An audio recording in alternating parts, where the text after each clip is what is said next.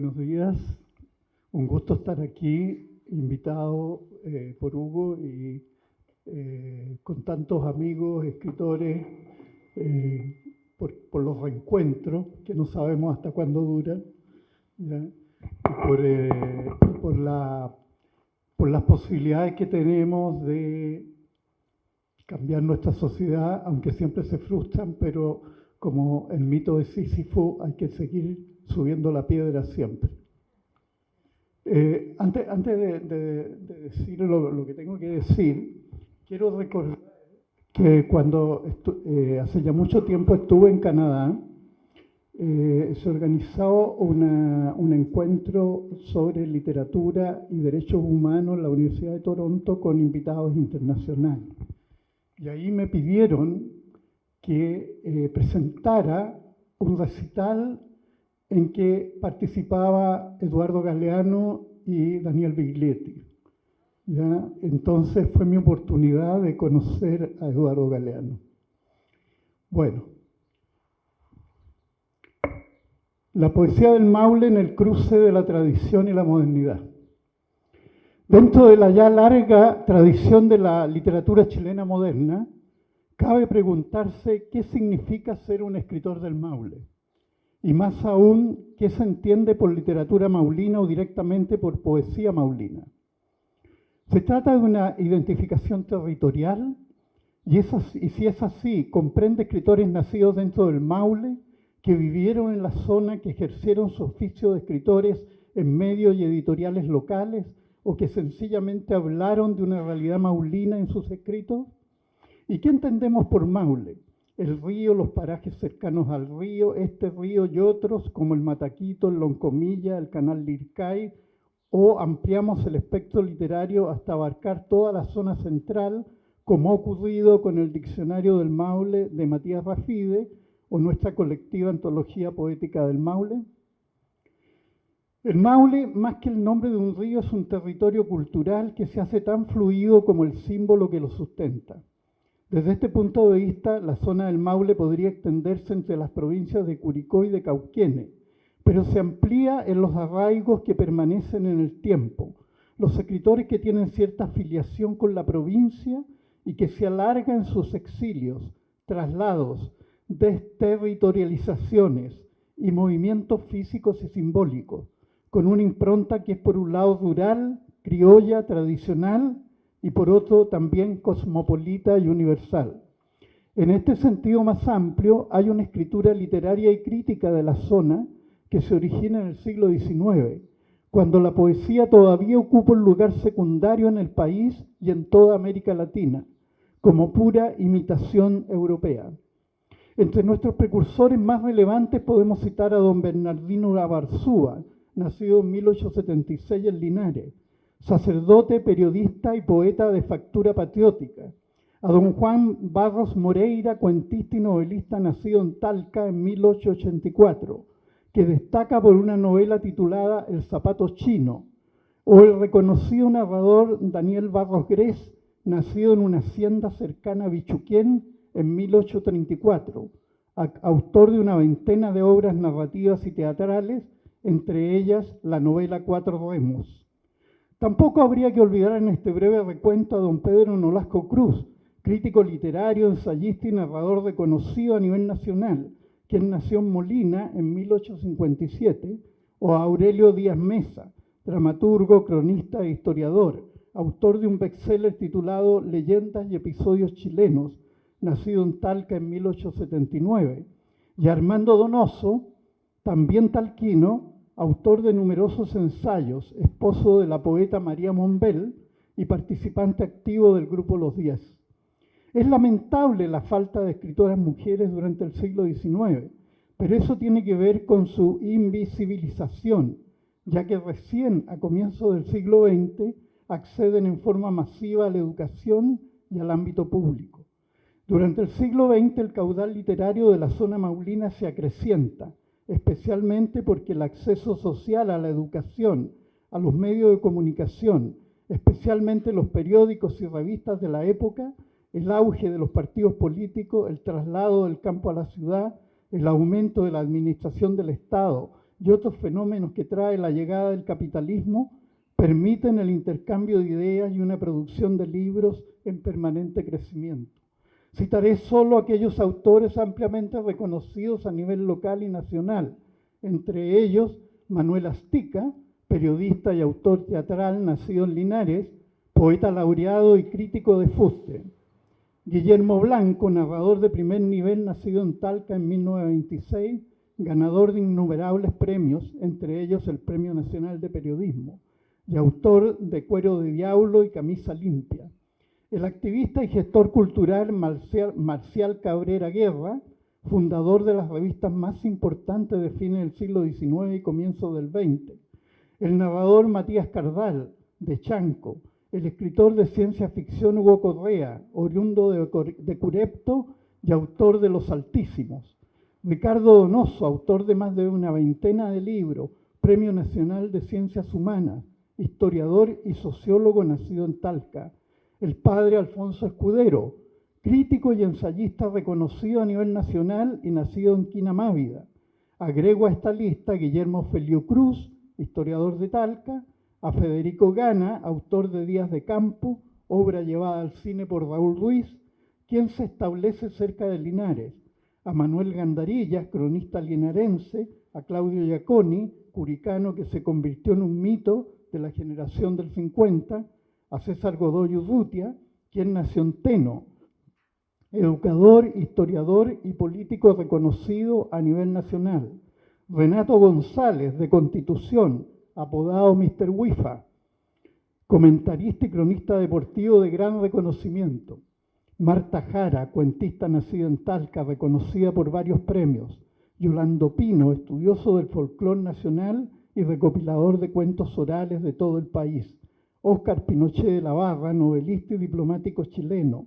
Luis Ribano, también de Cauquenes, cuentista y dramaturgo, quien se caracteriza por un lenguaje popular. El cardenal Raúl Silva Enríquez, nacido en Talca y autor de innumerables escritos religiosos. Inés Valenzuela, escritora amiga de Neruda, nacida en Constitución, autora de novelas y obras de teatro, y Arturo Torres Rioseco, talquino reconocido a nivel latinoamericano por sus estudios sobre literatura y cultura continental. Podría seguir extendiendo esta lista al infinito, pero es hora de preocuparse de nuestros poetas. En la larga genealogía de la poesía chilena moderna que podemos situar a fines del siglo XIX y comienzos del XX, los poetas del Maule han tenido un papel privilegiado. Después de la independencia y durante todo el siglo XIX, la poesía chilena no estuvo a la altura de la novelística, ni de la crónica o la historia. Se dice a fines del siglo XIX que Chile no tiene poetas. En la mayor parte de las antologías hispanoamericanas de poesía de la época, casi no hay poetas chilenos. Recién después de la Guerra Civil de 91 y de la pasada por Chile del poeta nicaragüense Rubén Darío, asoman los primeros poetas modernos chilenos. Para ser más preciso, a juicio de varios críticos y el mío propio, el primer poeta moderno chileno es Pedro Antonio González, quien nace en Curepto y publica el poemario Ritmos en 1894. Pedro Antonio González fue nuestro primer poeta moderno, moderno porque le dio autonomía a la literatura y a la poesía, porque fue profesor y vivió de sus clases, porque practicó la bohemia no con el entusiasmo de los románticos, sino con el pesimismo y el estado agónico de los ateos, porque pensaba que la vida terminaba sin ningún más allá reconfortante, pero también moderno, porque no se engañó con el desarrollo de una modernidad exultante, pero devastadora para las nuevas capas medias, y murió pobre, alcohólico y abandonado. De su libro Ritmos emergen casi todas las líneas de la poesía chilena posterior, las rupturas idiomáticas del modernismo, la fuerza expresiva del romanticismo, la protesta social, la oralidad popular y un intimismo que al volcarse a la interioridad expandió el mundo hacia otros reinos del ser humano, hasta entonces poco explorados.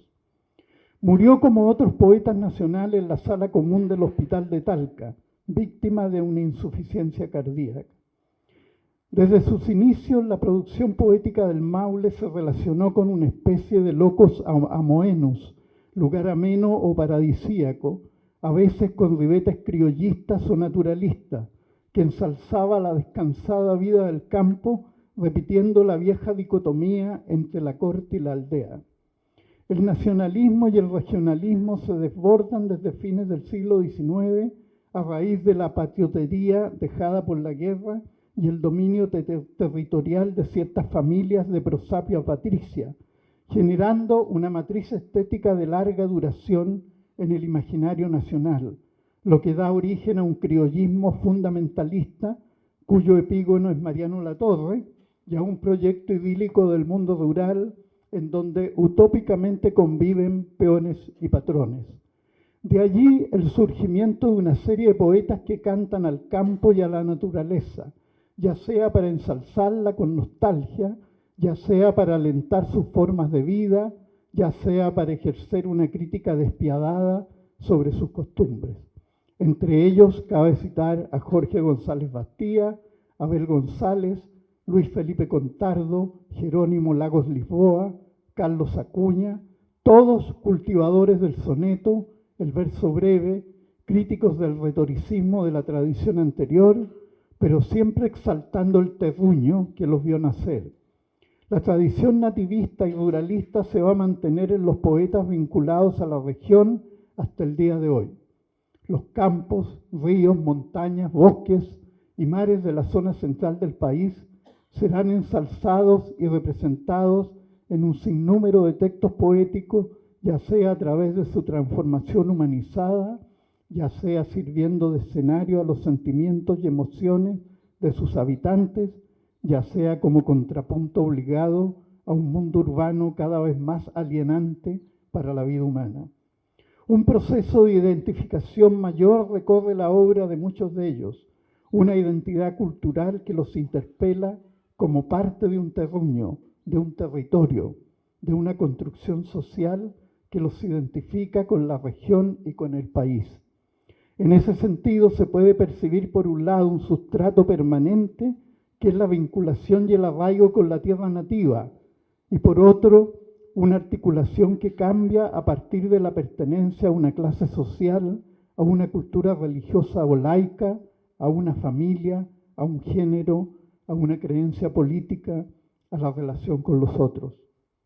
En este sentido, la identidad se construye individual y colectivamente y va cambiando en la historia.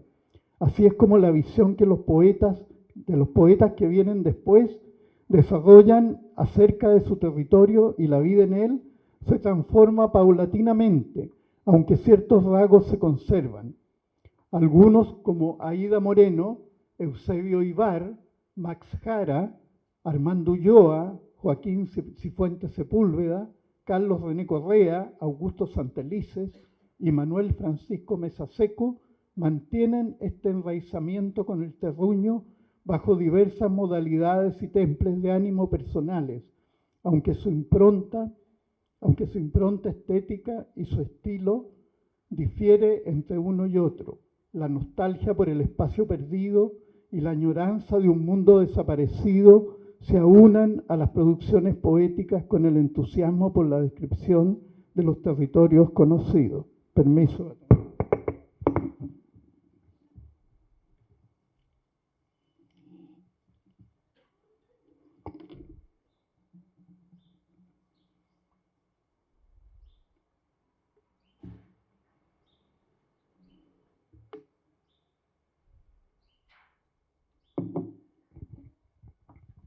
Muchos de los poetas posteriores prosiguieron con las vinculaciones ancestrales con el mundo natural, con todas las resignificaciones que el tiempo transcurrido impone.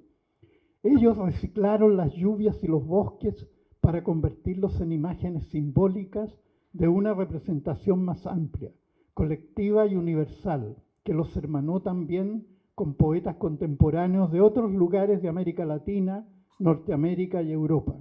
Así es como adquieren prestigio e injundia literaria el mar de Iloca, de Constitución, de Curanipe, el lago Bichuquén, la cordillera de los Andes con el Descabezado Chico y el Grande, la cordillera de la costa y los trabajos de la trilla y la era, la casa solariega, las posadas, los atuendos campesinos y la variedad de la fauna, la mitificación universal de Chanco, las tumultuosas aguas de los ríos, el Maule, el Loncomilla, el Mataquito, el Claro, los bosques milenarios que se han ido desgastando en el recuerdo, los cementerios otoñales y los trenes desaparecidos en una infancia lejana y añorada. En este sentido, han continuado la senda poetas como Matías Cardal, cuyo verdadero nombre es Edmundo Cariqueo Vega, Rubén Campos Aragón, Juan Jofre Bustamante, Adriano Améstica, Hugo Merdoff, Ricardo Paso, Reinaldo La Cámara, Bernardo González, Edgardo Alarcón, Rodolfo de los Reyes, Enoc Muñoz o Eduardo Klein, entre muchos otros que no menciono acá. Todos son poetas que abordan el nativismo desde una perspectiva contemporánea, que hibridiza el discurso con lecturas de poetas contemporáneos, con experiencias tecnológicas, con crítica social, con reescrituras simbólicas y mitológicas. Si bien esta tendencia es mayoritaria, hay otros autores que han resignificado con sus rupturas formales la matriz regional. Los casos más emblemáticos son los de Pablo Neruda, Pablo de Roca y Efraín Barquero, en quienes la naturaleza de la zona central se abre a veces hacia una simbología delirante, mítica o épica, mientras que en otras ocasiones se antropomorfiza para expresarse como crítica frente al proceso de la modernización, y a veces también se convierte en una fuerza social que solidariza con los marginados y los desvalidos. En Pablo Neruda prima una fuerza telúrica totalizadora que escapa al evento regional o local y se convierte en un símbolo del tiempo humano y de la historia. Si bien la naturaleza parralina no está presente en sus poemas, las lluvias del sur prevalecen desde sus tempranos cuadernos de Temuco, escritos probablemente antes de los 15 años, y se acrecientan en las obras posteriores, especialmente en Residencia en la Tierra. Lluvia, mar y tiempo representan en Neruda una tríade que es parte de la historia humana. En Pablo de Roca, mucho más cercano a las tierras maulinas, el paisaje se mimetiza con los sujetos y sus acciones para conformar un modo de existencia que se hace tipología y mito substancial. Como en Neruda, la lluvia es una fijación emblemática de la relación entre la naturaleza y el mundo humano, aunque en De Roca se expresa como un grito de liberación desenfrenado, tal como ocurre en Canto del Macho Anciano. Por su parte, Efraín Barquero se diferencia de los poetas ruralistas y de su coetáneo Jorge Tellier, en que desarrolla una poesía vinculada a la naturaleza, pero cuya simbología se expresa en un sentimiento de solidaridad que atraviesa la relación que el ser humano mantiene con ella. Mientras en Jorge Tellier, su coetáneo lárico del Lautaro, el mundo natural de la infancia se convierte en un paraíso perdido pero nunca recobrado, en Barquero se transforma en el origen de la solidaridad humana, donde los seres humanos se encuentran a través de objetos y materias simbólicas como la piedra, el cuchillo, la tierra, el agua, el pan, el vino, la mesa o la casa. De esta manera, en Barquero, el retorno a la naturaleza es una lucha contra la modernidad vacía que nos ha separado de ella. Quedan todavía, aquí para terminar, ¿okay? Quedan todavía una serie de poetas importantes en el tintero o ahora en la memoria del computador, que representan una variedad de líneas estéticas y tendencias poéticas de diverso cuño y contenido. Poetas experimentales y continuadores de una simbología vanguardista en la línea de Neruda y de Roca, como el caso de Juan Marín, también eximio novelista, autor de Lupin, poemario experimental e innovador. De Omar Cáceres, autor vanguardista cuyo único libro publicado, Defensa del ídolo, lo hizo famoso. De Eduardo Anguita, Premio Nacional de Literatura 1988 y compañero de ruta de los vanguardistas.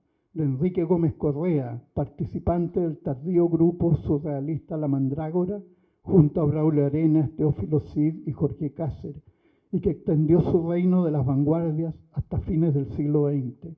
Otros poetas se han desplazado hacia un intimismo radical, internalizando una naturaleza simbolizada o mistificada, que intenta recobrarse para dar cuenta de la angustia y la soledad del ser humano actual. En este temple de ánimo encontramos poetas como Matías Rafide, Enrique Villablanca, Américo Reyes, Leonidas Rubio, Santiago Azar, todos ellos de grandes méritos estéticos y con diferentes sensibilidades. Hay que agregar una cohorte de poetas mujeres que han desplegado una amplia gama de matrices estéticas durante el siglo XX y lo que llevamos del siglo XXI. Entre ellos cabe destacar a Gladys Stein, con una imaginería vanguardista desbordante, a Estela Corbalán, poeta de aliento cósmico, amiga de grandes escritores y activista internacional de la cultura, a la que se dedica un premio organizado por la Municipalidad de Talca. Emma Jaus, poeta de vena plástica e intimista, gran gestora cultural de la zona maulina.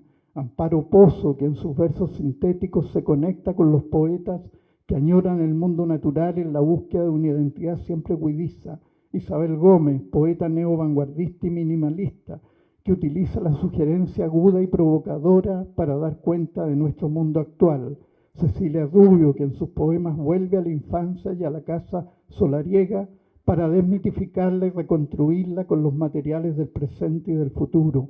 Marcela Albornoz, que con su verso sintético busca tomar posesión de sí misma y de la relación con los otros, y tantas más que no caben en esta sintética exposición. Aquí solo he intentado dar cuenta de una parte de la rica trayectoria de la literatura regional. Hay otros muchos de los cuales no he podido hablar, ni siquiera citar por falta de tiempo o por desconocimiento. Se trata, por lo tanto, de una matriz poética de múltiples afluentes, un rizoma de infinitos brazos como el Maule, aún no suficientemente explorados, pero que en su diversidad representan también la variedad de la literatura nacional. En la transitoriedad de la historia y sus continuas canonizaciones y recanonizaciones se va creando una tradición donde se hilan unos versos con otros que nos hablan de nuestra vida individual y colectiva en el tiempo. Mi único deseo y esperanza es que estos escritores, estos poetas, le digan algo a alguien y le cuenten de las riquezas no materiales y no visibles de esta región, que aún siguen ahí esperando que otros y otras, lectores y lectoras, las descubran.